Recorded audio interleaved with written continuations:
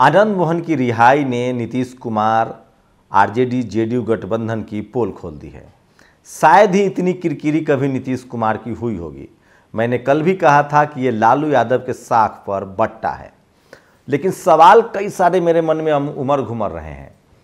सोचिए, लोग इसकी तुलना बिल्किस बानो के मामले से कर रहे हैं। बिल्कुल करना चाहिए, वो भी एक जगह अपराध था। सोचिए, आनंद मोहन ने एक शेड्यूल कास्ट के कलेक्टर की हत्या कर दी। उस मामले में प्रावधान है कि अगर इस तरह की कोई जघन्य हत्या होगी तो उसमें आरोप दोषी को ताउम्र जीवन भर कोर्ट में रहना पड़ेगा, जेल में रहना पड़ेगा। सोचिए, पहले उम्र फांसी की सजा हुई थी आनंद मोहन को, उसके बाद उम्र कैद में बदली गई। बिहार सरकार सुप्रीम कोर्ट तक आई थी, लेकिन उसके बाद नीतीश कुमार के मन में क्या है ये नहीं पता और इस कानून को बदल दिया गया। आज तो मैंने तेजस्वी यादव की बाइट देखी, वो कह रहे हैं कि 14 साल की वो सजा पूरी कर चुके। अरे सर, ये कोई फूलन देवी का मामला नहीं है जो 14 साल की सजा पूरी कर चुकी थी। फूलन देवी के साथ अपराध हुआ था, तब उन्होंने बदला लिया था, उसके बाद उन्होंने जेल काटा। आनंद मोहन के साथ उस कलेक्टर ने क्या किया था, उनकी गलती क्या थी? क्योंकि वो आपके पिताजी मुख्यमंत्री थे और वो कलेक्टर थे, और उसके हत्यारे को आप रिलीज कर रहे हैं। जेल मैनुअल में बदलाव किया गया है, ये पहले से नहीं था। आपकी सरकार ने कानून में बदलाव किया है और उसके बाद उसको छोड़ने जा रहे हैं। क्या ये सब कुछ राजनीतिक नफा नुकसान के लिए हो रहा है? आपको बता दूं कि आनंद मोहन के बेटा आरजेडी से विधायक है, उनकी पत्नी चुनाव लड़ती रही है। और क्या आप राजनीतिक नफे नुकसान के लिए एक हत्यारे को जेल से बाहर कर देंगे? और वो भी फिर सोशल जस्टिस मत बोलिए, फिर सामाजिक न्याय मत बोलिए। इस देश में दलित समाज पर अगर आज जो उत्पीड़न होता है, एनसीआरबी के आंकड़े उठाइए, इसकी वजह यह है कि पनिशमेंट रेट कम है। पूरा सिस्टम आरोपी को बचाने में जुट जाता है अगर वो जाति विशेष का हो। आनंद मोहन उसी जाति विशेष के लोगों में से आते हैं जिनको आप बचाने की कोशिश आपने बचाया है। आनंद मोहन एक सिंबॉलिक है कि अगर जाति के अहंकार में चूर कोई गुंडा जाति के नाम पर अपराध करेगा तो उसकी सजा क्या होनी चाहिए। मैं फिर कह रहा हूं, नीतीश कुमार का यह फैसला एक ऐतिहासिक भूल है और इतिहास जब लिखा जाएगा तो वो काले पन्नों में दर्ज होगा। और सबसे बड़ा सवाल है कि लालू यादव जी का जो पूरा जीवन रहा है सोशल जस्टिस के लिए, सामाजिक न्याय के लिए, सामंतवाद के खिलाफ खड़ा होने के लिए, उसमें बट्टा लग रहा है। और इसलिए चंद्रशेखर आजाद रावण ने ट्वीट किया है इसको लेकर। सोचिए किस तरह से उन्होंने ट्वीट किया है, वो चाहता हूं कि मैं वो खबर बताऊं। और ऐसे वक्त में जब अमेरिका जैसे देश में जातिवाद के खिलाफ कानून बन रहा है, तो भारत में एक जाति के आधार पर मारे गए कलेक्टर के हत्यारे को छोड़ा जा रहा है। यह सबसे बड़ा सवाल है। सामाजिक न्याय का नारा केवल सत्ता पाने का जुमला नहीं है। यदि सामाजिक न्याय के झंडा बरदार सरकार चला रहे हैं तब सामाजिक न्याय नजर भी आना चाहिए। दलितों वंचितों के आंखों से आंसू पोंछना और उन्हें अधिकारों से समुन्नत करना ही सामाजिक न्याय की राजनीति है। दलित आईएएस कृष्णैया के हत्यारे आनंद मोहन को रिहा करना सामाजिक अन्याय है। बिहार सरकार को अपना निर्णय बदलना चाहिए ताकि सरकार की कथनी और करनी में कोई अंतर न हो। आप सोचिए किस तरह से इस पूरे मामले को टेलीविजन अखबार भी खबर दिखा रहे हैं। एनडीटीवी लगातार रिपोर्ट कर रही है, तमाम चैनल रिपोर्ट कर रहे हैं। मैं जान रहा हूं कि ये बीजेपी के तरफ से कोशिश हो रही है कि नीतीश कुमार को दलित विरोधी घोषित कर दिया जाए। आरजेडी जेडीयू को 20% से ज्यादा वोट सिर्फ शेड्यूल कास्ट के हैं। और अगर नीतीश कुमार तेजस्वी यादव इस खेल को नहीं समझ रहे हैं तो उनको इसका खामियाजा भुगतना पड़ेगा। और आने वाले चुनाव में मैं बता दूं, इस देश में आज के समय में अगर बात कीजिएगा तो मुस्लिम कम्युनिटी के बाद सबसे ज्यादा एकजुट अगर पैन इंडिया कोई कम्युनिटी है तो वो दलित समाज के लोग हैं। और अगर इस फैसले को वापस नहीं लिया गया तो यकीन मानिए सबसे ज्यादा नुकसान नीतीश कुमार और जेडीयू गठबंधन को होने वाला है। ऑलरेडी बीजेपी कोशिश कर रही है एससी एसटी ओबीसी को अपने साथ लाने की। बिहार में वो ओबीसी का अध्यक्ष बना रही है। और आप क्या कर रहे हैं? अगर राजनीतिक नफा नुकसान के लिए भी किया जा रहा है तो यह सबसे बड़ा अपराध हो रहा है नीतीश की सरकार में। पप्पू यादव एक ट्वीट कर रहे हैं, वो कह रहे हैं कि एक आईएएस कलेक्टर, एक आईपीएस को बीजेपी ने जेल में बंद रखा। आईएएस एसोसिएशन ने भी इसको लेकर चिट्ठी लिखी। ये बात ठीक है, चारों तरफ से राजनीति हो रही है, लेकिन राजनीति करने का मौका दिया किसने है? आप ही ने तो दिया है ना। क्या वोट के लिए एक ऐसे शख्स को जेल से बाहर कर देंगे जिस पर कलेक्टर की हत्या का आरोप है? तो फिर सबको बाहर कर दीजिए।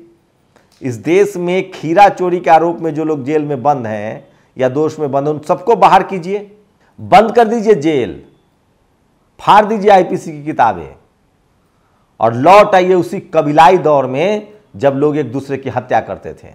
आप सोचिए क्या था, हम जातियों के गुट में बटे हुए कबीले थे।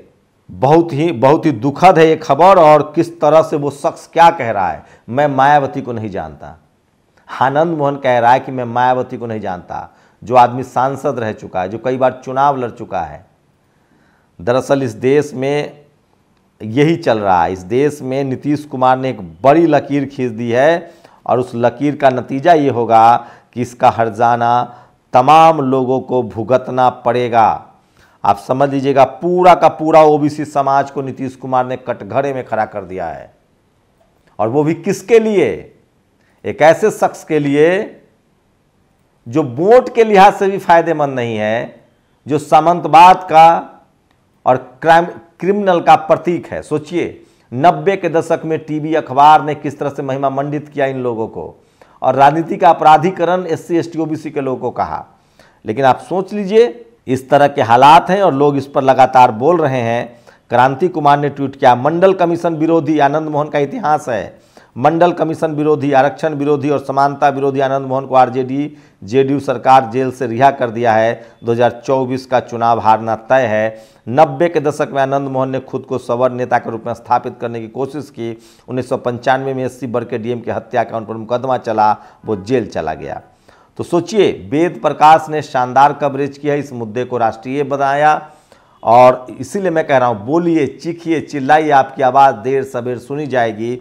और आज पूरी दुनिया में कम से कम शेड्यूल कास्ट और वो तमाम लोग जो सोशल जस्टिस में भरोसा रखते हैं, चाहे वो ओबीसी के लोग ही क्यों ना हो, वो सब, मैं मान सकता हूं कि सवर्ण समाज के लोग राजनीति कर रहे हैं, लेकिन राजनीति करने का मौका तो आप ही ने दिया है। तो तमाम एससी एसटी ओबीसी के लोग, किसान जाति के लोग जो सोशल जस्टिस में भरोसा रखते हैं, वो साफ साफ कह रहे हैं कि अब किसी भी कीमत पर इसको बर्दाश्त नहीं किया जाएगा। और नीतीश कुमार की ऐतिहासिक भूल है और अब तो इसको टीवी अखबार भी दिखा रहा है, इसका खामियाजा नीतीश कुमार को चुनाव में भुगतना पड़ेगा।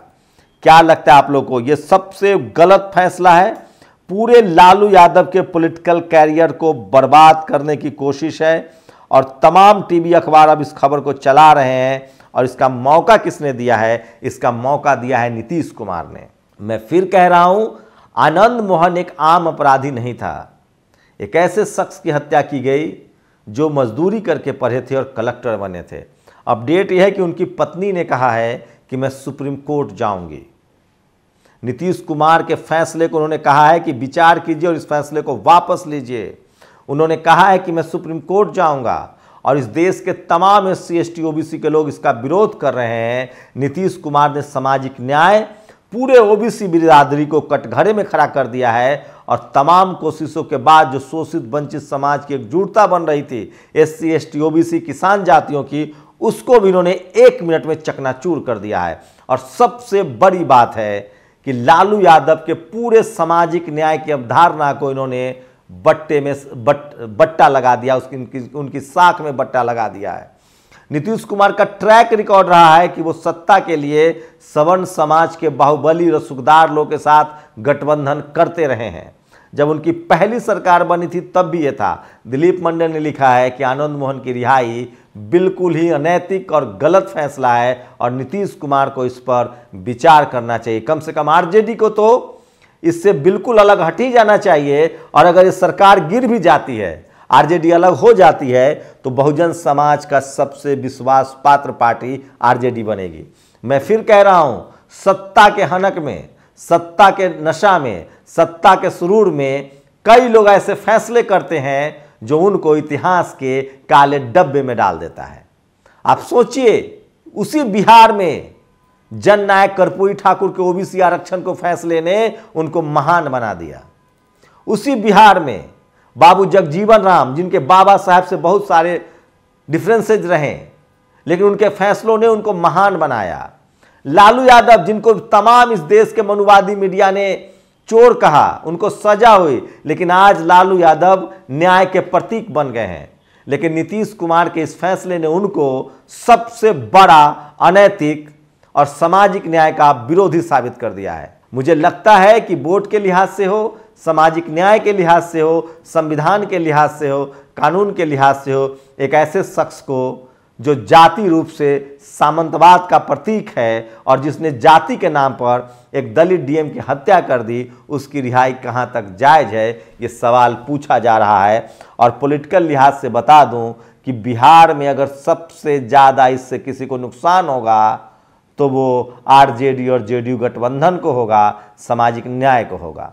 बीजेपी फिलहाल इस मुद्दे पर मौन भी है और बोल भी रही है। टीवी अखबार में खबर चलवाया जा रहा है, बिहार के नेताओं की तरफ से चुप्पी है, लेकिन खबर तो है। तो मुझे लगता है कि बीजेपी बहुत पॉलिटिकली एनालिसिस करने वाली पार्टी है। एनालिटिकल तरीके से वो जब जोड़ेगी, जातियों का भी हिसाब किताब लगाएगी, तो देर सवेर सही वो खुलकर आनंद मोहन की रिहाई के खिलाफ आएगी, क्योंकि उसको पता है कि अगर, जो कि संभव नहीं है, अगर राजपूत समाज के लोगों ने वोट कर भी दिया नीतीश कुमार को, तो भी वो घाटे का सौदा होगा अगर कंपेयर करेंगे एससी एसटी ओबीसी के वोटों से। इसलिए लोग कह रहे हैं कि 2024 से पहले नीतीश कुमार का सबसे आत्मघाती फैसला है। आप लोग की क्या प्रतिक्रिया, अपनी प्रतिक्रिया जरूर दीजिए। शुक्रिया। नेशनल दस्तक की आपसे गुजारिश है कि अगर इसको बचाना चाहते हैं तो नेशनल दस्तक को सब्सक्राइब करने के लिए रेड कलर के सब्सक्राइब बटन को दबाएं, फिर बेल आइकन की घंटी दबाएं। नेशनल दस्तक को बचाने के लिए बहुत जरूरी है कि हर खबर को शेयर करें, लाइक करें, कमेंट जरूर करें।